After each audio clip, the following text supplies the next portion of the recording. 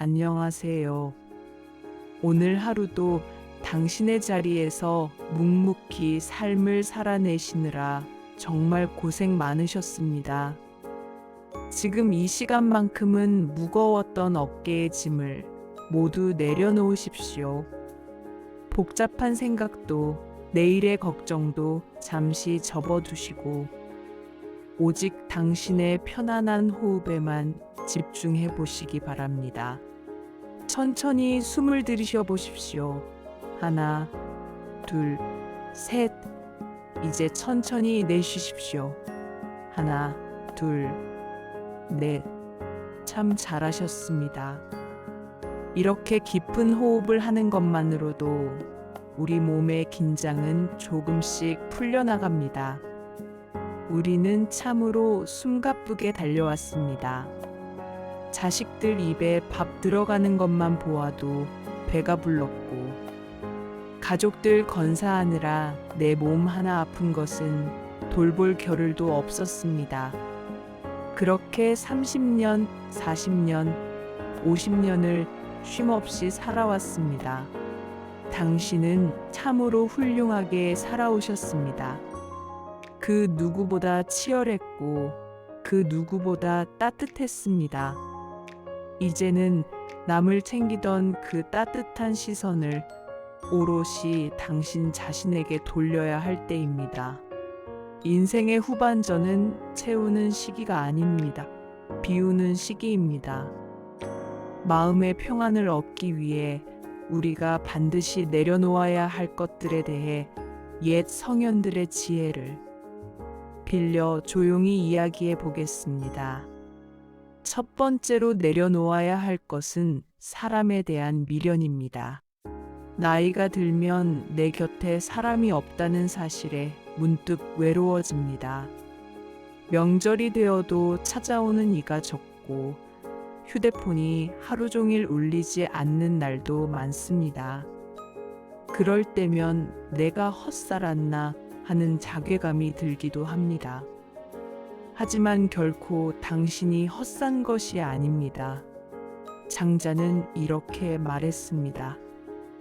물이 맑으면 고기가 살지 않고 사람이 너무 살피면 무리가 따르지 않는다. 이 말의 뜻을 깊이 생각해 보십시오. 물이 너무 맑고 깨끗하면 물고기가 숨을 곳이 없어 모여들지 않습니다. 사람도 마찬가지입니다. 너무 똑똑하고 빈틈없이 살피는 사람 곁에는 오히려 사람들이 불편함을 느껴 모이지 않는 법입니다. 그러니 당신 곁에 사람이 적다고 해서 당신이 잘못 산 것이 절대 아닙니다. 오히려 당신이 맑고 올곧게 살아왔다는 증거일 수 있습니다. 인간관계란 본디 시절 인연과 같습니다.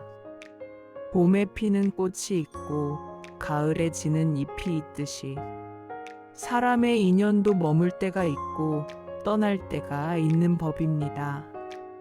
억지로 사람을 곁에 두려 애쓰지 마십시오. 떠나가는 인연을 붙잡으려 마음 졸이지도 마십시오. 진짜 내 인연이라면 내가 아무리 밀어내도 곁에 남을 것이고, 내 인연이 아니라면 아무리 잘해주어도 결국은 떠나갑니다. 이것이 세상의 이치입니다. 명심보감에는 이런 구절이 있습니다.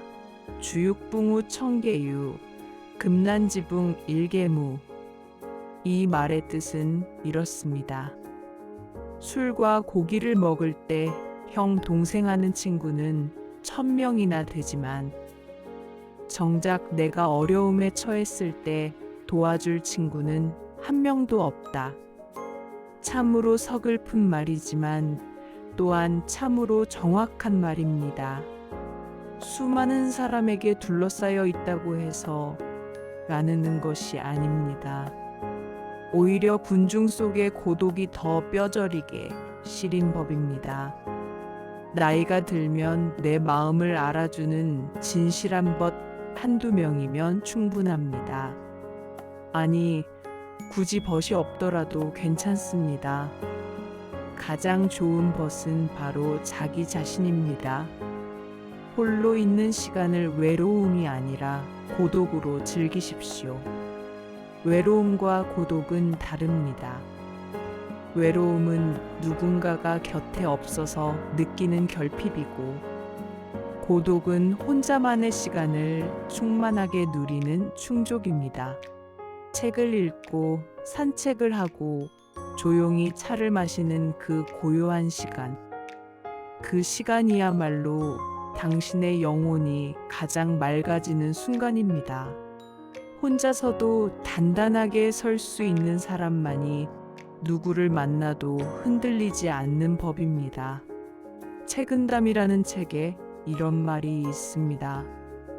세상의 시끄러움을 알면 산속의 적막함이 얼마나 좋은지 알게 되고, 세상의 번거로움을 알면 한가로움의 참맛을 알게 된다.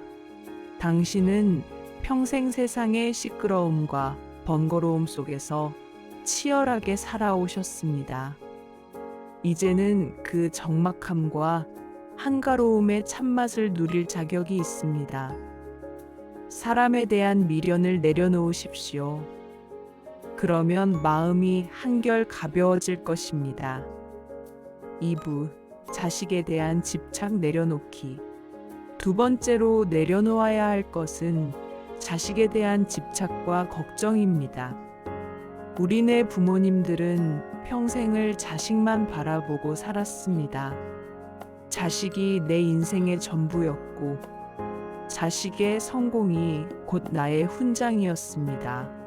자식이 밥을 잘 먹는지, 학교에서 친구들과 잘 지내는지, 좋은 대학에 가는지, 좋은 직장에 취직하는지, 좋은 사람 만나 결혼은 잘하는지, 한시도 마음 편할 날이 없었습니다. 그런데 자식이 장성하고 손주까지 본 지금도 그 걱정은 끝나지 않았습니다. 자식이 사업이 잘 안 된다고 하면 밤잠을 설치고, 며느리와 사이가 안 좋다고 하면 가슴이 철렁하고, 손주가 아프다고 하면 내 몸이 아픈 것보다 더 마음이 쓰입니다. 이것이 부모의 마음입니다. 자식이 몇 살이 되든 부모에게 자식은 영원한 어린아이입니다. 하지만 냉정하게 생각해 보십시오. 자식은 결코 내 마음대로 되는 존재가 아닙니다. 자식은 내 소유물이 아니라 하늘이 잠시 내게 맡겨준 귀한 손님일 뿐입니다. 레바논의 시인 칼릴 지브라는 이렇게 말했습니다. 당신의 자녀는 당신의 자녀가 아닙니다. 그들은 스스로를 그리워하는 생명의 아들과 딸입니다. 그들은 당신을 통해 왔으나 당신으로부터 온 것이 아닙니다. 그들은 당신과 함께 있으나 당신에게 속한 것은 아닙니다. 참으로 깊은 말입니다. 손님이 머물다 갈 때가 되면 웃으며 배웅해 주어야 하듯, 자식이 장성하여 제 앞가림을 하게 되면 둥지박 날려 보내야 합니다. 자식의 삶에 너무 깊이 관여하려 하지 마십시오. 자식이 어떻게 살든 그 온전히 자식의 몫입니다. 자식 걱정으로 밤잠을 설치지 마십시오. 당신이 걱정한다고 해서 자식의 인생이 대신 사라지는 것이 아닙니다. 오히려 부모의 지나친 걱정은 자식에게 무거운 짐이 될 뿐입니다. 자식 입장에서 생각해 보십시오. 부모님이 나 때문에 밤잠을 못 주무신다고 하면 자식의 마음이 편하겠습니까? 죄책감에 짓눌리게 됩니다. 그저 멀리서 묵묵히 지켜봐주고 필요할 때 따뜻한 밥 한 끼 내어주는 것. 그것이 나이든 부모가 할 수 있는 가장 위대한 사랑입니다. 그리고 냉정하게 들릴지 모르지만 돈 이야기도 해야겠습니다. 죽기 전까지 당신의 재산은 반드시 당신의 손에 쥐고 있어야 합니다. 자식이 사업에 실패했다고, 빚을 졌다고 해서 당신의 노후 자금이나 살고 있는 집을 내어주어서는 안 됩니다. 명심보감은 이렇게 경고합니다. 부모가 부자이면 자식이 효도하기 쉽고, 부모가 가난하면 자식이 효도하기 어렵다. 이것이 부정할 수 없는 세상의 이치입니다. 물론 당신의 자식은 다를 수 있습니다. 세상에 효자 효녀가 없는 것은 아닙니다. 하지만 아무리 효심이 깊은 자식이라도 부모에게 경제적으로 기대게 되는 순간 그 관계는 미묘하게 변질될 수 있습니다. 자식에게 재산을 미리 다 물려주고 나면 정작 당신이 병들고 아플 때 기댈 곳이 없어집니다. 자식 눈치를 보며 며느리 사위의 처분만 기다려야 하는 비참한 노후. 그것은 부모와 자식 모두를 불행하게 만드는 길입니다. 옛말에 이런 말이 있습니다. 자식에게 재산을 물려주면 원수가 되고 자식에게 빚을 물려주면 효자가 된다.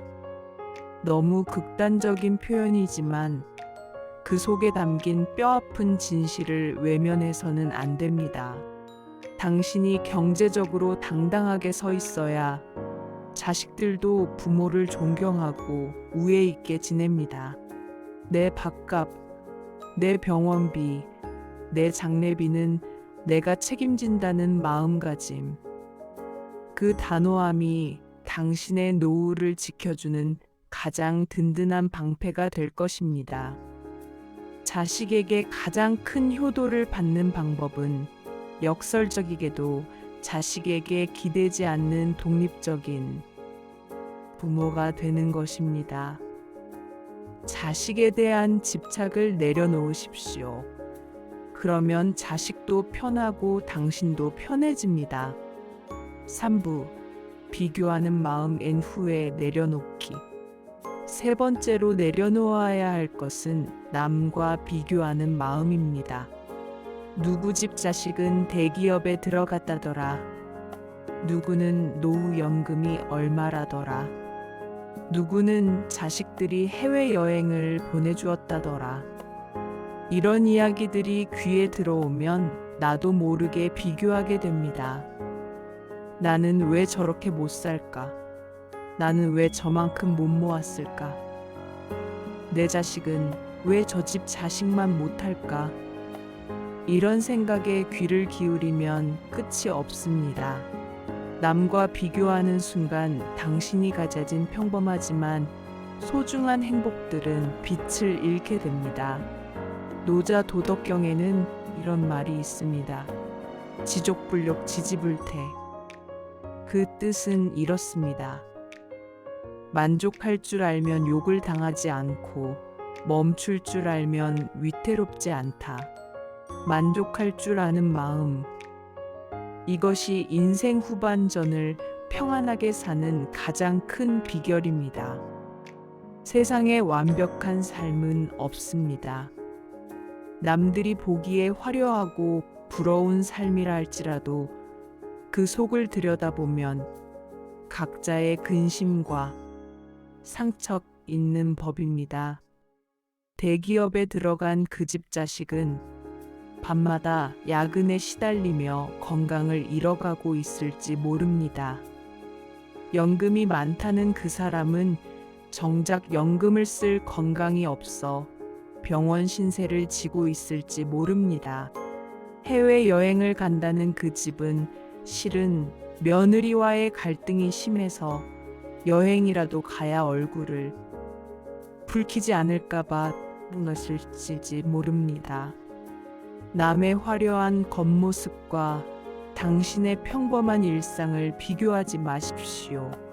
당신에게는 당신만의 아름다운 인생이 있습니다. 아침에 눈을 떠 따뜻한 햇살을 느낄 수 있는 것, 두 다리로 걸어 산책을 나갈 수 있는 것, 따뜻한 된장국 한 그릇을 맛있게 넘길 수 있는 것, 이 당연해 보이는 일상들이 사실은 얼마나 큰 축복인지 모릅니다. 병원에 입원해 계신 분들께 지금 당신의 하루가 얼마나 부러운 것인지 물어보십시오. 걷고 싶어도 걷지 못하는 분들께 당신이 마음껏 산책할 수 있다는 것이 얼마나 큰 행복인지 물어보십시오. 감사하는 마음을 가지면 세상이 다르게 보입니다. 가진 것이 적어도 마음이 넉넉하면 그 사람이 바로 부자입니다. 가진 것이 많아도 늘 부족하다고 불평하면 그 사람은 평생 가난한 자입니다. 탈무드에는 이런 말이 있습니다. 부자가 누구인가? 자기가 가진 것에 만족하는 자이다. 지금 이 순간 당신에게 주어진 것들에 깊이 감사하십시오. 감사는 마음에 피어나는 가장 아름다운 꽃입니다. 네 번째로 내려놓아야 할 것은 과거에 대한 후회입니다. 살다 보면 누구나 후회가 있습니다. 그때 그 선택을 하지 말았어야 했는데, 그때 그 사람에게 그런 말을 하지 말았어야 했는데, 그때 그 기회를 놓치지 말았어야 했는데, 지나간 일들이 자꾸만 떠오르며 마음을 괴롭힙니다. 하지만 생각해 보십시오. 그때 그 순간 당신은 그것이 최선이라고 생각했기에 그렇게 선택한 것입니다. 지금의 지혜와 경험으로 과거의 나를 판단하는 것은 공정하지 않습니다. 그때의 나는 그때의 상황에서 그때의 정보와 판단력으로 최선을 다해 선택한 것입니다. 그 선택이 결과적으로 좋지 않았다 하더라도 그때의 나를 너무 탓하지 마십시오. 이미 지나간 일입니다. 아무리 후회한다 해도 시간을 되돌릴 수는 없습니다. 과거는 바꿀 수 없지만 과거를 대하는 마음은 바꿀 수 있습니다. 후회를 교훈으로 바꾸십시오. 그때의 실수가 있었기에 지금의 내가 더 지혜로워진 것입니다. 법정 스님은 이렇게 말씀하셨습니다. 지나간 것은 지나간 대로 의미가 있다. 당신이 겪은 모든 일들, 좋았던 일도 힘들었던 일도 모두 지금의 당신을 만든 소중한 재료입니다. 과거를 후회하는 데 쓰는 에너지를 오늘을 감사하는 데 쓰십시오. 어제는 이미 지나갔고 내일은 아직 오지 않았습니다. 당신이 살 수 있는 것은 오직 오늘뿐입니다. 과거에 대한 후회를 내려놓으십시오. 그러면 오늘이 더 선명하게 보일 것입니다. 4부 늙음과 죽음에 대한 두려움 내려놓기 엔 마무리. 5번째로 내려놓아야 할 것은 늙음과 죽음에 대한 두려움입니다. 나이가 들면 몸 여기저기가 쑤시고 아픕니다. 눈은 침침해지고 귀는 어두워집니다. 젊은 시절에 그 팽팽했던 기운은 사라지고 거울 앞에는 주름진 얼굴의 노인만이 서 있습니다. 이런 몸의 변화를 겪을 때면 서글픔이 밀려옵니다. 나도 이제 늙었구나. 이제 얼마 남지 않았구나. 하는 생각에 마음이 무거워집니다. 하지만 늙어간다는 것은 결코 낡아가는 것이 아닙니다. 그것은 깊어지는 것이고 여물어가는 것입니다. 가을 들녘의 벼가 고개를 숙이듯 우리 인생도 세월의 무게를 안고 성숙해지는 과정일 뿐입니다. 젊은 시절에는 몰랐던 것들이 나이가 들어서야 비로소 보이기 시작합니다. 사람의 진심이 보이고 세상의 이치가 보이고 삶에서 정말 중요한 것이 무엇인지 보입니다. 이것이 바로 나이가 주는 선물입니다. 아픈 곳이 생기면 원망하지 마시고 이렇게 생각해 보십시오.